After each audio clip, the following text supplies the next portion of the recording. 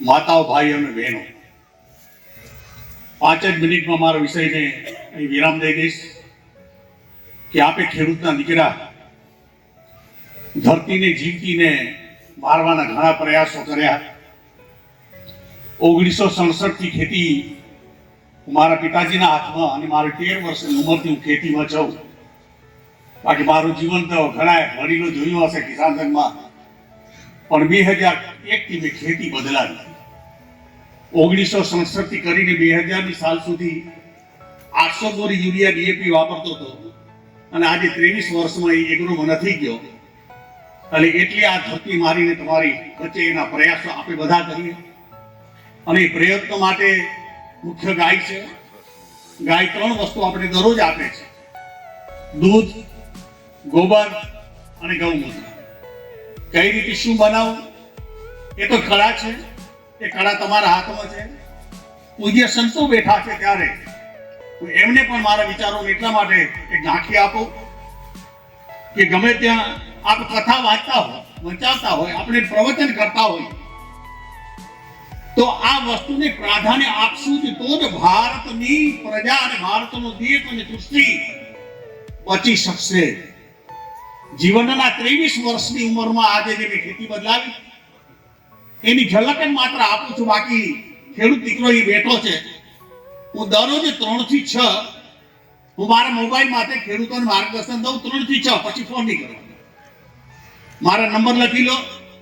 જેને લખવા હોય ને ગમે તેને દેજો. મારી ગાડી ઊભી છે ને એમાં મારા પાછળ નંબર લખ્યા છે. પછી તો 5 લાકડા ખર્ચે જાય છે, ખર્ચો નથી લીધો. તમને કેમ લાગે છે? ખેડૂત ભારતનો જ્યાં સુધી સુખી નહીં થાય ત્યાં સુધી ભારત નહીં દુનિયા સુખી નહીં થાય. અને એ ભારતની દેશી ગાય અને એ ગાય જો સમૃદ્ધ જશે આ દેશની અંદર તો જ ખેડૂતને ખાનાર પરિવાર એ મારો સમૃદ્ધની આરે બેઠો છે. એને સમૃદ્ધિની તમે એને ઝલક બતાવો ખાલી અને એનું જીવન ધન્ય થઈ જાય. આપણે હોસ્પિટલમાં જવું નથી. માતાને ભલે કદાચ જવું પડે પણ હોસ્પિટલ ન બને અને બને એની પણ જરૂર છે, પણ હોસ્પિટલ ન જવું પડે ને એ બહુ જરૂરી છે. તમને કેમ લાગે છે? ગાયનું દૂધ અને ગોબર અને ગૌમૂત્ર દુનિયા બદલાવી નાખી. હું મારા 3 દીકરાના આખો પરિવારને આજે ફૂડ પ્રોસેસિંગમાં નાખી. એ કાર્યક્રમને હું અભણ માણસ છું. 7 ગુજરાતી મારો ભણે ભલે નથી પણ દુનિયાને કંઈક નવું બતાવ્યું. આવું કરીને દૂધ, ગોળ અને ગૌમૂત્રથી આજે ખેતી થાય છે. 250 ગ્રામ દૂધ, 100 ગ્રામ ગોળ અને 250 ગ્રામ તમે ગૌમૂત્ર નાખો અને એ 100 ગ્રામ ગોળ અને ગૌમૂત્ર નાખો એટલે તમારી આખી દુનિયા બદલી. આ તમે સ્પ્રે કરો. આંબાના ખેડૂતો બેઠા અને ચાલુ કરો. 1 મહિના સુધી અઠવાડિયે ચાલુ રાખો. તમને એમ થાય કે મધ્યો દેખાવા માટે તો ગોબર 250 ગ્રામ બીજું નાખી દો. તમારી દુનિયા બદલી જશે. કાંઈ નહીં કરવું પડે સાહેબ. અને તમને કહેવા માટે આવે તો સન્માન માટે તો મને વેગજીભાઈ કીધું કે સન્માન માટે નથી પણ 2 વિચારો હું ખોરીને દઈ શકું તો મારા આ ધન્ય થાય. આટલા અહીંયાની કચ્છનો એક દીકરો છું, ખેડૂત છું. આ કચ્છનો અને ગુજરાતનો એક પ્રદેશનો મોટો જિલ્લો.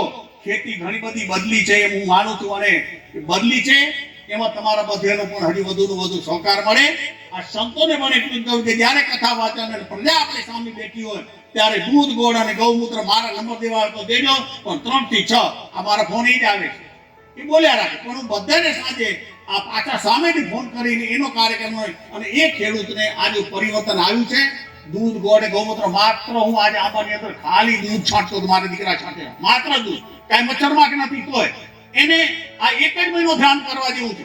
એમ કોઈ બી ફાલ આવે, તમારો ખેતીનો કોઈ બી પાક હોય ત્યારે દૂધ, ગોળ અને ગૌમૂત્ર માત્ર 250 ગ્રામ ગાયનું તાજું દૂધ, દેશી ગાયનું 100 ગ્રામ ગોળ અને 250 ગ્રામ ગૌમૂત્ર નાખો. અને બીજું મચ્છરમાં વધુ આવે તો 250 ગ્રામ તાજો ફોદરો હલાવીને નાખી દો.